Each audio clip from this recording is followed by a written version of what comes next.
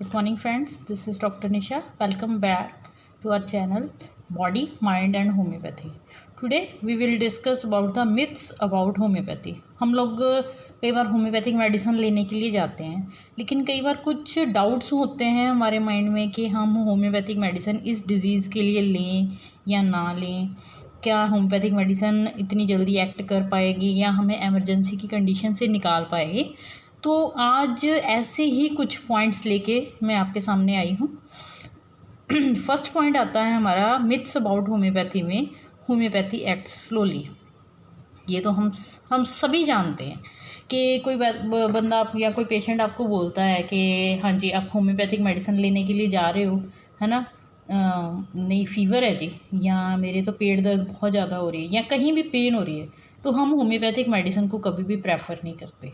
क्यों नहीं करते? क्योंकि हमारे माइंड में एक ऐसा कंसेप्ट बना हुआ है कि जो होम्योपैथिक मेडिसिन है ना वो बहुत स्लोली एक्ट करती है। अच्छा, आपने कभी ये सोचा है कि हम होम्योपैथिक डॉक्टर के पास कब जाते हैं? जब हमारी डिज़ीज़ की कंडीशन बहुत सीवियर हो चुकी होती है या हमने बहुत जगह से मेडिसिन ले ली है लेकिन हमें कहीं भी रिलीफ नहीं मिला, फिर हम at the end of this stage हम होम्योपैथिक फिजिशियन को ट्राई करते हैं। तो सेम वही है, अगर हम एक ग्राफ ड्रॉ करें कि जितना किसी डिज़ीज़ को निकले हुए टाइम बीत गया उतनी ही उसकी सीवियरिटी बढ़ गई है, ठीक है।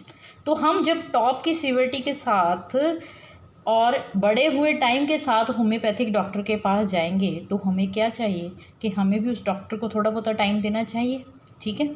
तो ये डिपेंड करता है कि आप फर्स्ट एक्शन में ही होम्योपैथिक डॉक्टर के पास गए हो या आपने बहुत वेट की है, बहुत सारी मेडिसिन्स खाई हैं। देखो, दो तरह के सिम्टम्स होते हैं जब होम्योपैथिक केस टेकिंग करते हैं ना, तो हमारे पास दो तरह के सिम्टम लेके पेशेंट आता है। एक तो उसके जो बीमारी वाले सिम्टम है, सपोज़ किसी को लिवर की प्रॉब्लम है तो लिवर की प्रॉब्लम के जो सिम्टम्स हैं वो अलग होते हैं, और वो हमारे पास 6 महीने के बाद आया है लिवर की प्रॉब्लम के बाद कि उसने बहुत सारी मेडिसिन्स खा ली, ठीक है। अब उन दवाइयों से होने वाले साइड इफ़ेक्ट वो भी मिक्स हो चुके हैं उसकी लिवर की डिज़ीज़ के सिम्टम के साथ। तो उस टाइम पे जो होम्योपैथिक डॉक्टर है उसको उस दोनों तरह के सिम्टम्स को अलग करना पड़ता है, ठीक है। जैसे हम उनको बोलते हैं जो डिज़ीज़ सिम्टम्स होते हैं और ये मेडिसिनल सिम्टम होते हैं। हम ऑर्गेनन में भी पढ़ते हैं कि ये डिज़ीज़ सिम्टम होते हैं। जैसे लिवर की प्रॉब्लम है तो एक्चुअल में उसको जो लिवर की डिज़ीज़ है उसके जो सिम्टम आए, और जो मेडिसिनल सिम्टम आएंगे वो मेडिसिन लेने के बाद जितने सिम्टम्स आए हैं वो सारे मेडिसिनल। अब वो बंदा या जो पेशेंट है वो हमारे पास मिक्स्ड सिम्टम्स की पिक्चर लेके आ रहा है। तो उस टाइम पे होम्योपैथिक फिजिशियन जो है वो एक केस टेकिंग करते हैं जिसमें से उन सिम्टम्स को अलग करते हैं। जो क्लासिकल होम्योपैथ्स होते हैं वो 3 तरह के सिम्टम्स को बनाते हैं। एक तो जो उसके डिज़ीज़ के सिम्टम हैं, ठीक है, एक जो मेडिसिनल सिम्टम है, एक उसके जो अपने कैरेक्टरिस्टिक सिम्टम हैं, उनको हम और अलग करते हैं जो हमें होम्योपैथिक मेडिसिन को सेलेक्ट करने में हेल्प करते हैं। तो हमें उस जो ड्रग पिक्चर बनी है या जो पेशेंट की पिक्चर बनी है उसमें से 3 तरह के सिम्टम्स को फ़िल्टर करके उसमें से सेलेक्ट करके फिर हमें वो मेडिसिन सेलेक्ट करनी पड़ती है जो एक्चुअल में पेशेंट को ठीक करती है, ठीक है। जिसको हम वेल सेलेक्टेड होम्योपैथिक रेमेडी बोलते हैं, ये वो मेडिसिन होती हैं, ठीक है। इसीलिए जब आप होम्योपैथिक डॉक्टर के पास जाओ तो ये मत सोचो कि होम्योपैथिक जो मेडिसिन है वो एक्शन स्लो कर रही है, लेकिन वो रूट से ख़त्म कर रही है, वो आपकी वाइटल एनर्जी को रिकवर कर रही है, ठीक है। तो अब आप जनरल ले लो, जैसे कोई पेशेंट्स होते हैं वो शुगर से हैं, डायबिटिक हैं या थायराइड की प्रॉब्लम है, वो हमारे पास आते हैं, या हाइपरटेंशन वाले जी, वो एक गोली ले रहे हैं, है ना। डायबिटीज़ में भी एलोपैथिक एक टैबलेट लेते हैं, थायराइड में भी लेते हैं और हाइपरटेंशन दैट इज़ बीपी में भी लेते हैं। वो जी 15 साल से दवाई खा रहा है, 15 साल से डायबिटीज़ की मेडिसिन खा रहा है, 15 साल से थायराइड की खा रहा है। तो अब वो 15 साल वाला पीरियड लाइफ लॉन्ग हुआ कि अगर आपको डायबिटीज़ ठीक करने में एक होम्योपैथिक फिजिशियन को साल या 1.5 साल लगता है। मेरे हिसाब से तो साल 1.5 साल छोटा है, 15 साल ज़्यादा है, ठीक है। तो इस तरीके से अगर हम माने तो हमारा ये मिथ क्लियर होता है कि होम्योपैथिक मेडिसिन का टाइम ज़्यादा नहीं लेती है। वो डिपेंड करता है कि आपकी डिज़ीज़ की सीवियरिटी कितनी है और उस डिज़ीज़ को बॉडी में पैदा हुए कितना टाइम हो गया। ठीक है। आपका दूसरा पॉइंट आता है जी, homeopathy is not scientific. No, it's really a scientific theory है, थेरेपी है, बिल्कुल साइंटिफिक है। हमारे जितने नैनो थेरेपिस्ट हैं या जितने साइंटिस्ट हैं, उन सब ने प्रूव किया है कि जो होम्योपैथिक मेडिसिन है उसमें कोई ना कोई पावर है। ऑब्वियसली पावर है तो ही वो पेशेंट को रिकवर कर रही है। तो ये एक तरह की प्रॉपर और प्रूवन साइंटिफिक थेरेपी है। ठीक है। तीसरा मिथ आता है स्ट्रिक्ट डाइट रिस्ट्रिक्शन। आप लोग सारे मानते हो जी, जब हम होम्योपैथिक डॉक्टर के पास जाते हैं वो हमारी डाइट को रिस्ट्रिक्ट करते हैं। कैसे करते हैं जी? आपने कच्चा प्याज नहीं खाना, आपने ये नहीं खाना, आपने वो नहीं खाना, डाइट प्लान देते हैं। देखो, आप एक डाइटिशियन के पास जाओ, आपको लगता है कि आपको ओबेसिटी है, मोटापा है, तो डाइटिशियन आपको एक डाइट चार्ट बना के देता है। अगर हम उस चीज़ को फॉलो कर सकते हैं, ठीक है, तो वैसे मैं एक जनरल बताऊं कि जो होम्योपैथिक डाइट के साथ इसका कोई ख़ास लेना देना नहीं है। हाँ, हम उन चीज़ों को ज़रूर मना करेंगे जो हमारी मेडिसिन के जो एक्शन है उसमें इंटरफेयर करते हैं। सबसे इम्पॉर्टेंट जो इंटरफेरेंस होती है वो कॉफ़ी की होती है, और दूसरा होता है मेडिसिनल सब्सटेंस। मेडिसिनल भी अगर आपकी होम्योपैथिक मेडिसिन चल रही है तो आपको बोला जाता है कि आप इसके बीच में कोई मेडिसिनल सब्सटेंस ना लें। ठीक है। अब इसका एक कारण है कि जो होम्योपैथिक मेडिसिन है वो अपने तरीके से, जैसे मैंने आपको फर्स्ट लेक्चर में बताया था, कि वो अपने तरीके से उस चीज़ को रिदम के साथ लेके आ रही है। और अगर हम सपोज़, मुझे जैसे मैंने मेडिसिन ली, मुझे कोई स्किन की प्रॉब्लम होगी, ठीक है, तो मैंने स्किन के ऊपर वो क्रीम अप्लाई कर ली, तो उससे क्या होएगा कि जो एक नॉर्मल रिदम से मेडिसिन उसको कवर कर रही थी उसके बीच में इंटरफेरेंस आ गई। ठीक है। तो वो सारा जो सिस्टम है वो डिस्टर्ब हो जाता है। इसीलिए हम जो है और मेडिसिनल सब्सटेंस को मना करते हैं। अदरवाइज़ आपकी डाइट की कोई रिस्ट्रिक्शन नहीं होती।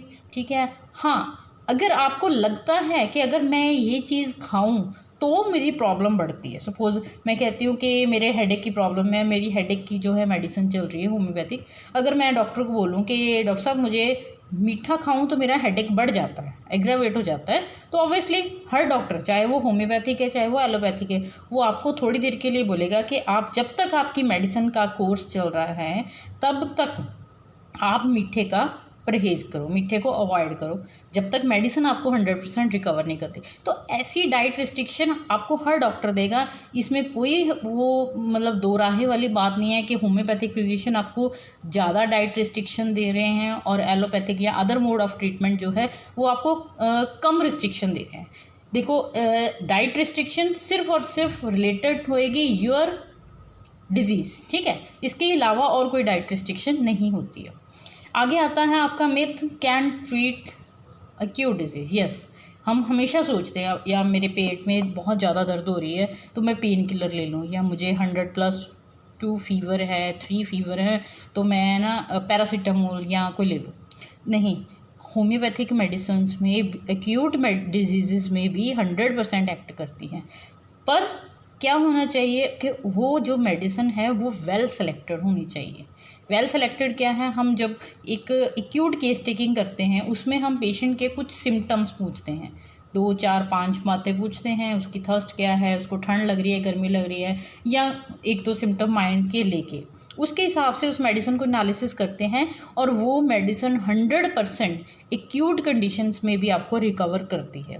फीवर हो, पेन हो, इन्फेक्शन हो, स्लीप डिसऑर्डर्स हों, ठीक है, या और कोई फिटीक की प्रॉब्लम हो, ठीक है, हियरिंग की है, या आँख में कुछ चला गया, या कोई चोट लग गई, कोई फ्रैक्चर हो गया, तो इसमें आपको होम्योपैथिक मेडिसिन जो है 100% रिकवरी देती है।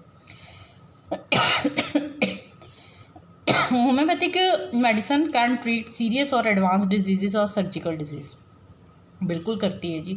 होम्योपैथिक मेडिसिन जो है एडवांस कोई पैथोलॉजी आ गई, ठीक है, जैसे सिंपल है कि यूट्रस में फाइब्रॉइड आ गया, उसमें भी 100% रिकवरी है। कोई सर्जिकल डिजीज़ हैं जिसमें आपको डॉक्टर ने एडवाइस कर दिया अभी सर्जरी ही करवानी पड़ेगी, उसमें भी आपको होम्योपैथिक मेडिसिन का जो है अच्छा रिजल्ट मिल सकता है। Homeopathic doctors are not qualified. ये सबसे बड़ा मिथ होता है कि होम्योपैथिक तो ऐसे ही बैठे होते हैं, कोई आरएमपी बैठा है, आरएमपी तो एलोपैथिक मोड ऑफ ट्रीटमेंट की भी प्रैक्टिस कर रही है, लेकिन जो होम्योपैथिक क्वालिफाइड होम्योपैथिक डॉक्टर्स हैं उनके पास प्रॉपर 5.5 ईयर की डिग्री है और वो वही बुक्स पढ़ते हैं जो एक MBBS स्टूडेंट पढ़ रहा है। सेम इंस्टेड के हमारे जो होम्योपैथिक डॉक्टर्स हैं या हम लोग हैं उनसे 4 किताबें शायद थोड़ी ज़्यादा ही पढ़ रहे हैं, क्योंकि होम्योपैथिक लिटरेचर बहुत है, होम्योपैथिक प्रिंसिपल्स की बुक है, होम्योपैथिक मटेरिया मेडिका है, मेडिसिन्स की बुक है, बाकी anatomy, physiology, pathology, medicines, surgery, gynae, ops, ये सारा कुछ जो एक MBBS स्टूडेंट पढ़ रहा है वो ही एक होम्योपैथिक स्टूडेंट पढ़ रहा है। तो बुक्स बिल्कुल सेम रहती हैं, कोई फ़र्क नहीं रहता। इवन होम्योपैथिक डॉक्टर्स के पास स्पेशलाइजेशन भी अवेलेबल है कि वो BHMS के बाद MD medicine, MD psycho, MD और भी स्पेशलाइजेशन जो है वो कर सकते हैं, ठीक है। और एक और मिथ आता है जी कि होम्योपैथिक मेडिसिन अगर आप ले रहे हो तो कोई और मेडिसिन नहीं लेनी। यस, जो मैंने आपको सेकंड पॉइंट बताया था, इसमें क्या होता है कि जैसे कोई पेशेंट है हमारे पास, हाइपरटेंशन का आया या डायबिटीज़ का आया, वो क्रॉनिकली डायबिटीज़ की मेडिसिन ले रहा है और हम बोलें वो हमारे पास डायबिटीज़ का ट्रीटमेंट लेने के लिए आया सॉरी, तो हम उसकी एलोपैथिक मेडिसिन एक तरीके से एकदम से बंद नहीं करेंगे, ठीक है। वो क्यों नहीं बंद करेंगे? क्योंकि अभी उसकी बॉडी उस मेडिसिन के ऊपर डिपेंडेंट चल रही है, ठीक है। अगर वो चल रही है मेडिसिन तो एकदम हम रोकेंगे तो उसकी बॉडी डिस्टर्ब होगी। हम पहले जैसे उसका जो line of treatment allopathic mode of line of treatment चल रहा है तो हम एकदम से उसको वो मेडिसिन नहीं छुड़वाते, होम्योपैथिक मेडिसिन शुरू कर देते हैं, ठीक है। जैसे ही होम्योपैथिक मेडिसिन शुरू हुई और धीरे धीरे उस मेडिसिन ने उसका रास्ता ले लिया एलोपैथिक का, या जो बॉडी उस तरीके से चल रही थी एलोपैथिक मोड से, ठीक है, उसको उसने कवर किया, ठीक है। और धीरे धीरे जब बॉडी होम्योपैथिक मेडिसिन के ऊपर अब डिपेंडेंट होनी शुरू हुई तब हम धीरे धीरे जो है एलोपैथिक मेडिसिन को हटाते हैं।